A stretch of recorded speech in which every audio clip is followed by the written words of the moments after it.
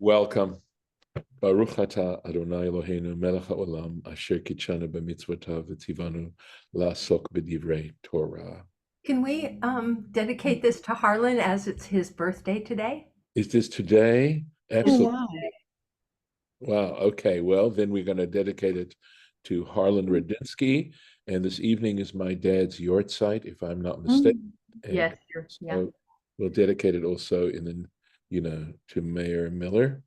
David, good morning. Good morning. So Good morning. How are things with Harlan? Sorry, I missed that. Let me just pause this a second. So we are actually discussing now, after God has given Moses the instructions regarding the tabernacle, how Bezalel has been designated to be the overseer and the planner, and to take these instructions and actually put them into practice. So we just started reading about that, and we're going to continue doing that. And the point that we're going to get to is that we're going to see that there's much repetition going on here. And in fact, we will see that the construction of the tabernacle is going to be discussed in these kinds of details quite a few ways. And I'm going to try and enumerate them as we do it. So I'm going to go to the share right now. Okay, there we are. And so here we were just told how Bezalel has the craftsmanship and the knowledge in which to oversee these particular things. So this next verse, I think, is actually an important one, and we'll see. Va'ani, and as for me, this is God speaking to Moses. Hine, behold, natati ito, I have placed with him et Oholiav ben Achisamach lemate Dan. I've placed next to him, with him, as his assistant, or first assistant, Oholiav, the son of Achisamach, from the tribe of Dan. And what's, I think, important about the fact that he's from the tribe of Dan is that Bezalel was from the tribe of Judah, which was like the premier tribe, and Dan was known as sort of the tail end of everything. And so in that sense, of course, we now have the entire spectrum of the Israelites being represented in an important kind of way. So just an interesting little note there. Let's keep going to the sentence.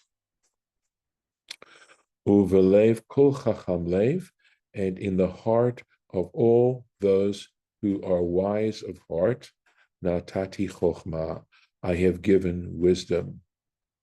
Va'asu et kol asher tziviticha, and they will make everything that I have commanded you.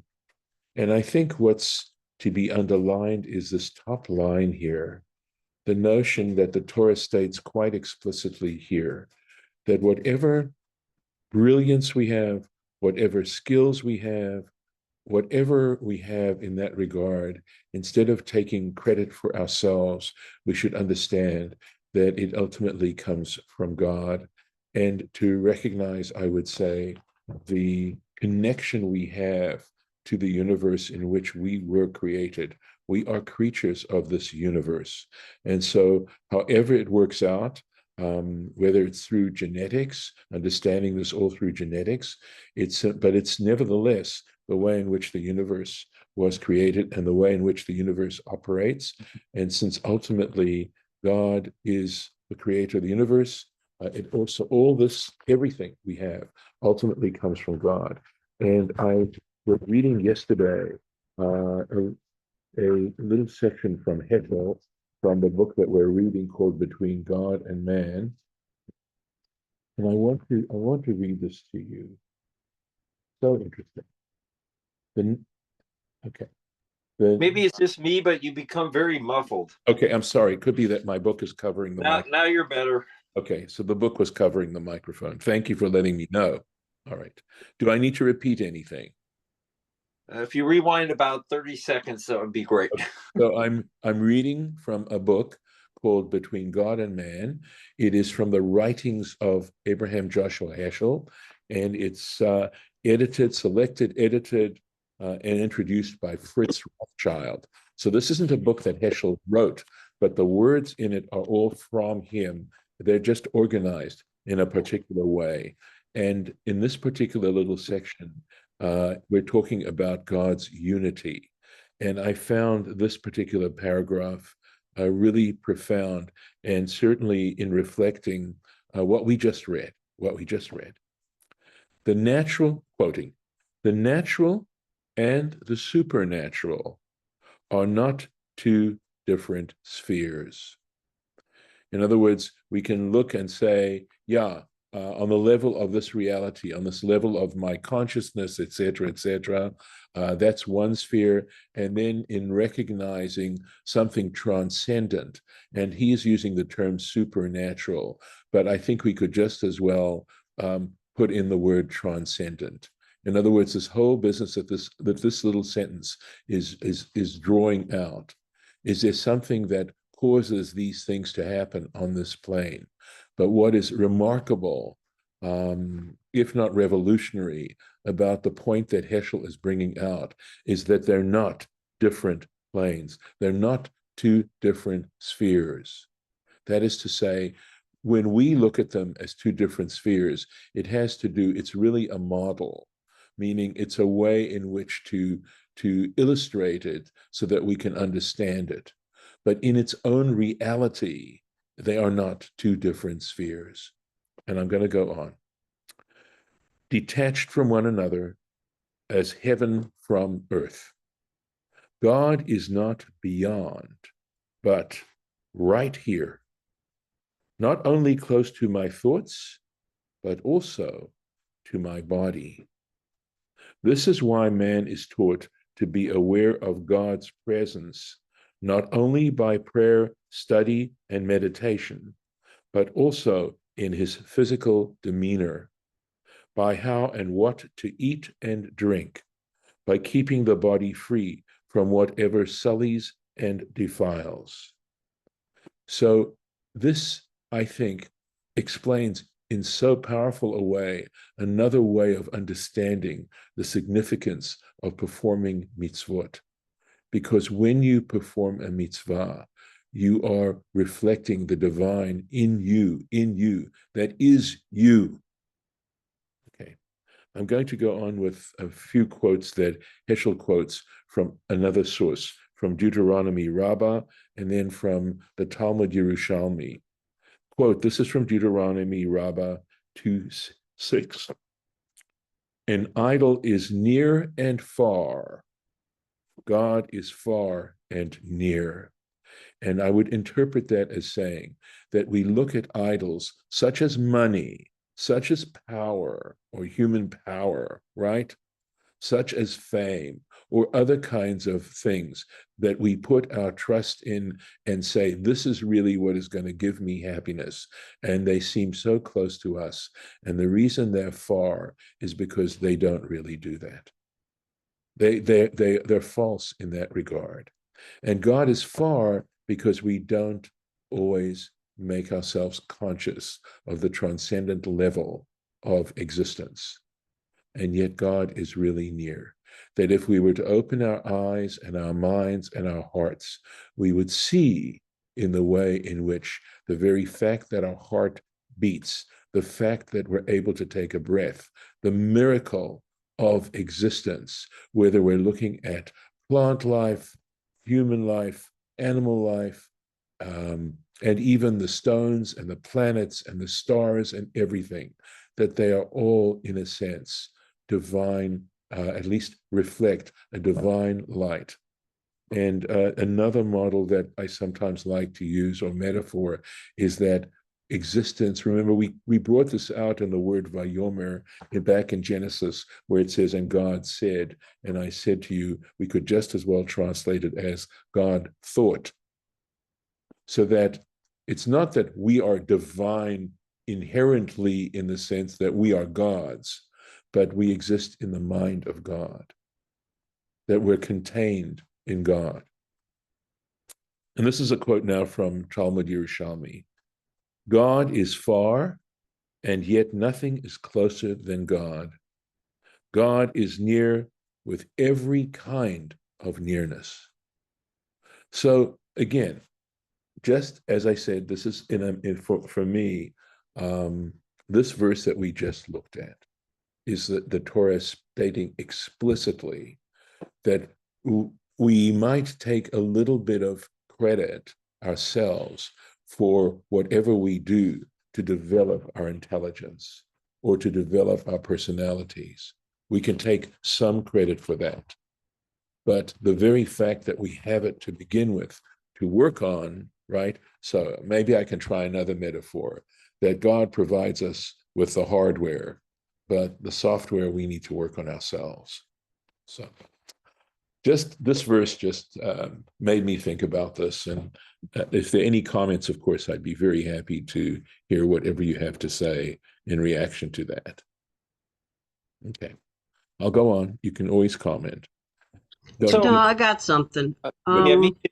Okay. Yeah, I want to, so we can think of it more. Okay, I'm visual sometimes, so I'm looking at circles and things like that. So we're looking at a concentric circle, a circle within a circle, and that the supernatural is the big circle and the natural is the little circle. And we can do If you want to go there, our transcendence, because we need to break out of our little to get get into that.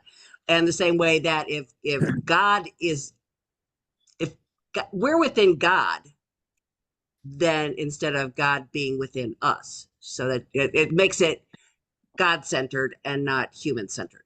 Right. And yet God can also be within us, so Oh, well, yeah, absolutely. So if we because it's all that's a given.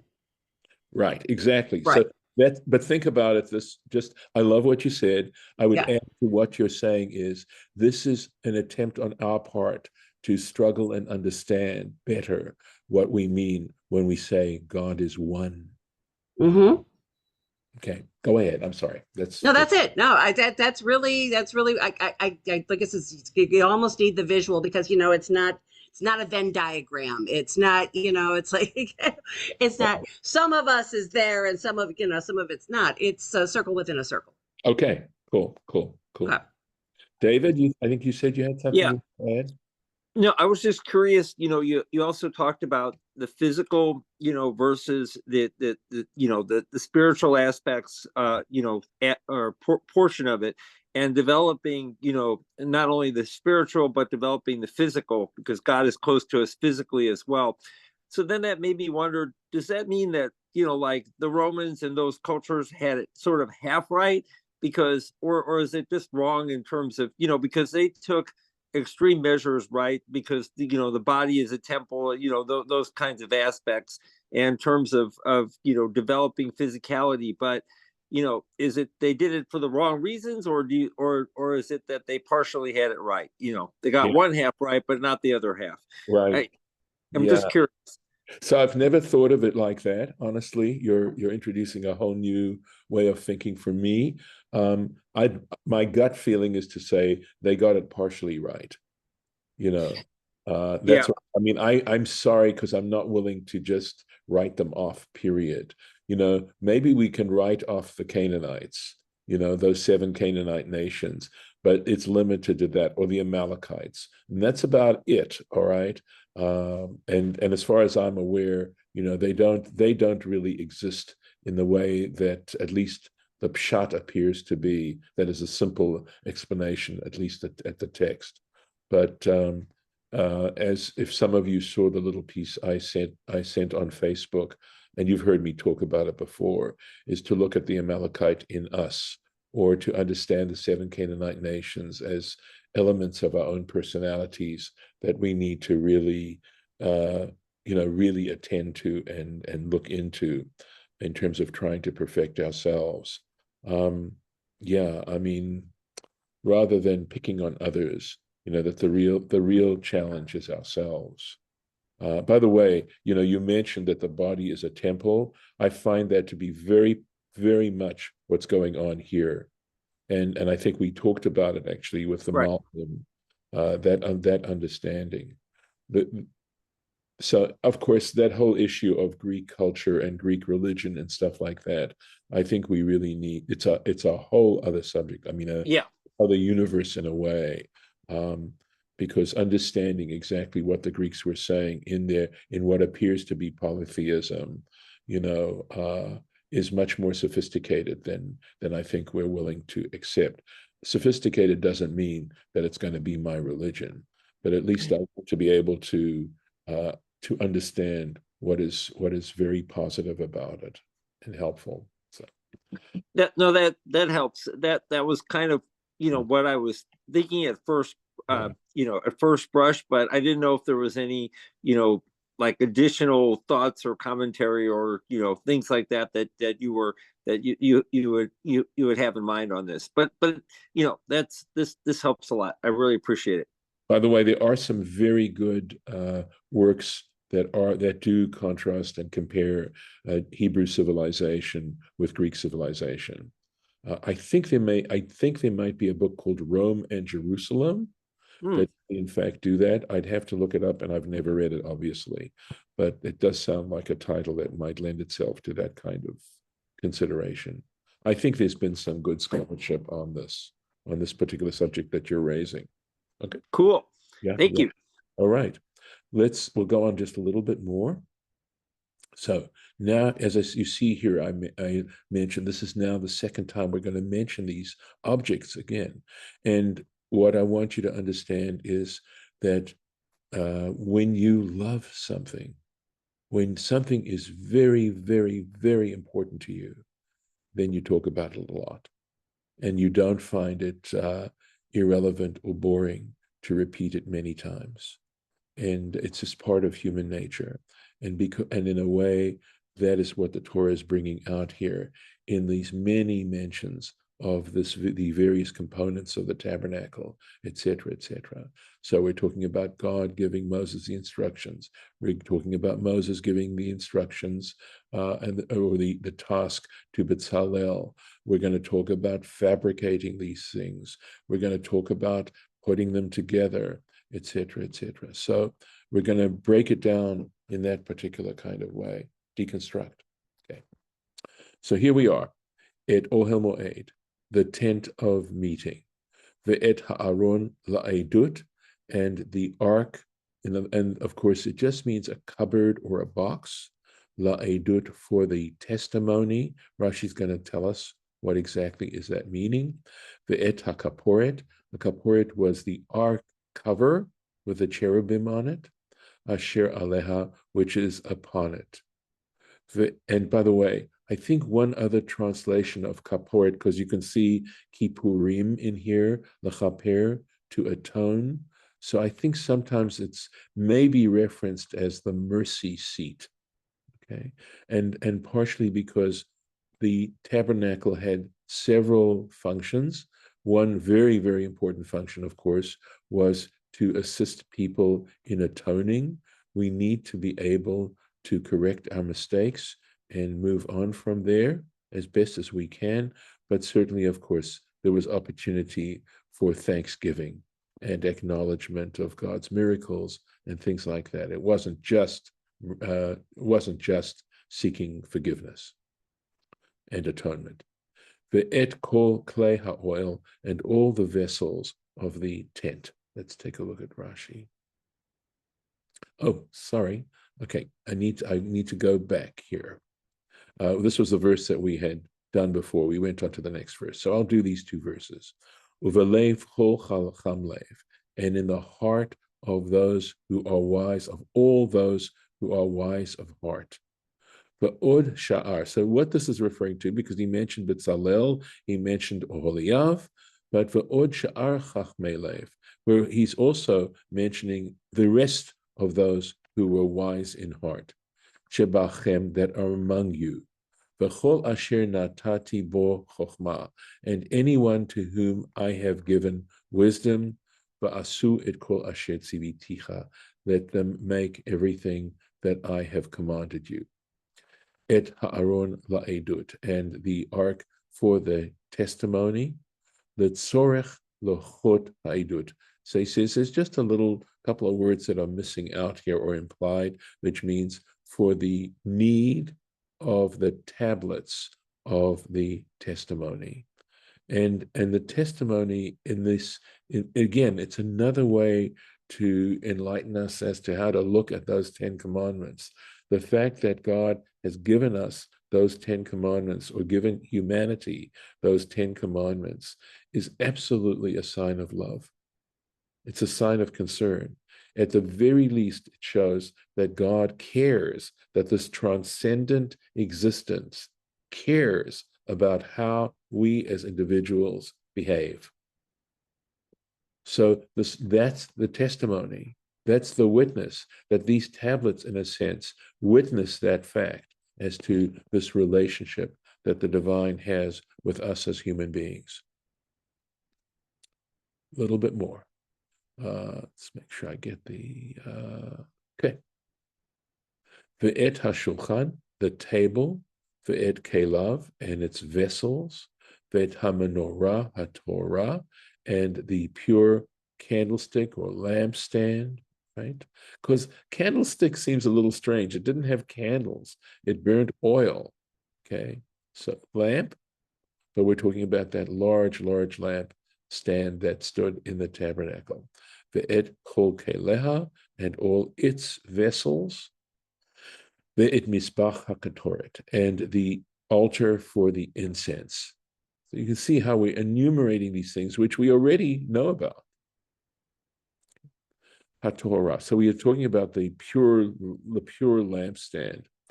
Al Shem Zahav Tahor. The reason Rashi tells us is that it's called pure is in reference to the pure gold that it was made from. Remember, it was beaten out of a block of pure gold.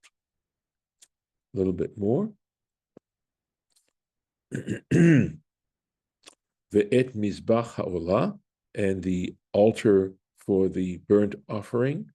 Ve'et Kol Kelav, and all its vessels. Ve'et HaChior, and the laver. Ve'et Kano, and its base. Is there any Rashi on this? No, there's no Rashi. Ve'et Vigdei Hasrad. So this Vigdei Hasrad is all of a sudden appears to be, I think, a relatively new idea, and Rashi's going to have to explain it to us. So he says the service cloths or clothes, Ve'et Bigdei HaKodesh, and the sacred garments, the Aharon HaKohen, for Aaron the priest, Ve'et Bigdei Vanav Lachahen, and the clothing of his sons in order to minister. They had to wear these uniforms to minister. So let's do this. Ve'et Bigdei Hasrad. So this is Rashi's going to say, Omer Ani, I say, Lefi Pshuto, according to the simple meaning, Shel Mikra, of the scriptural verse, She'i Efshar Lomar, that you cannot understand this, you can't say, Shebevigdei Kahuna Midaber, that this Bigdei Hasrad is referring to the clothing and the garments of the priests. Lefi Shenemar Etzlam, because right next to it, it says, Ve'et Bigdei HaKodesh, it's the Aharon HaKohen, and the holy garments for Aaron and his priest, Aaron the priest, Ve'et Bigdei Vanav Lechahen, and the garments of his sons in order to minister.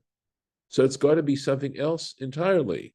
Ela Elu Bigdei Hasrad, but he says these Bigdei Hasrad, Hem Bigdei Hatchelet. This is referring to the clothes or the cloths of blue, v'hargaman, and purple, v'tolat shani, and crimson yarns. Ha'omorim beParshat Masaot, that are referenced in the Parsha of Masaot. In other words, Mas'eh. Again, in the journeyings, this is where it talks about how they disassembled and moved all the pieces of the tabernacle. Okay. And that's in Numbers chapter 4. V'natnu alav, this is what it says, V'natnu alav beged chelet, they shall place upon it, this is the furniture of the tabernacle, V'natnu alav beged argaman, and on that they shall place a cloth of purple. V'natnu alehem beged tolat shani, and over that they shall put a cloth of crimson yarns. V'nir in dvarai, and he says, and I have support for what I'm saying. What I'm saying makes sense.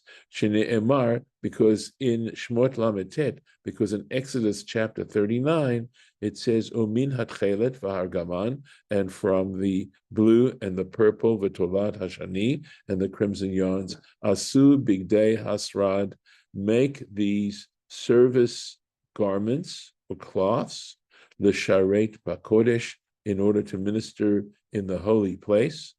Velohis karshesh, but there nothing is mentioned about linen, about the white linen. And remember, Aaron's garments had the linen in it as well, and they're not mentioned here. Okay, imahem is with them. The im bivigdei kahuna midaber, and if in fact bigdei hasrad is referring to the clothing of the priesthood, lo matzinu be'echad mehem. Argaman or tolat shani below shesh. We never find, purple or crimson yarns without the mention of white linen when it comes to their clothes. So that's how we can tell that Bigdei Hasrad is something else entirely. So he says, Bigdei Hasrad. Yesh mefarshin, there are those who interpret this, Lashon avodah v'sherut. Okay, and they say these cloths are essentially tarpaulins. So they are, that the srad, this word srad, has the meaning of service, right? Work and service. Ketargumo, right up here, you see levoshe shimosha, clothing of service. Ketargumo levoshe shimusha. The ein lo dimyon b'mikra, and there is not this word srad in this kind of context, doesn't appear elsewhere in scripture. V'ani omer, and I say, this is Rashi giving his own opinion, shehu lashon arami, and he says this word srad is actually Aramaic, ketargum shel kilayim, as the targum of the hangings, the targum shel michbar, and it's also the Aramaic word that is used for the great michbar, shayu arugim b'machat. So the michbar must be some kind of netting, some sort of netting that we're talking about that was out of cloth that were. And in this case, arug generally it means ariga is knitting. B'machat, but with a needle. So we're talking in a sense about crochet work. Asuyim nikavim, which are made with all kinds of, literally a nekev is a hole.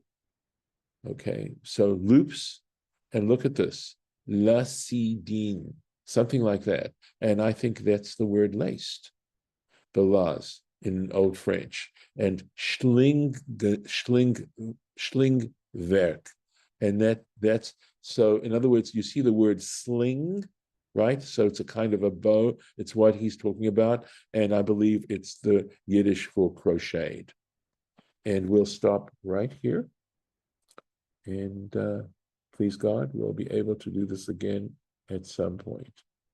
Thank you. So if you'd like to comment at all. I have a question. Yes. Actually, going back to the priestly vessel, the priestly clothing. Yes. Did the high priest wear that every day or only on Holy of Holies and special occasions? Yes. And did he have like service vestments that, just the everyday wear? So this clothing the high priest would wear when he went in to serve. Okay, whether Right. he went every single day, I'm not sure. Obviously, there was time off.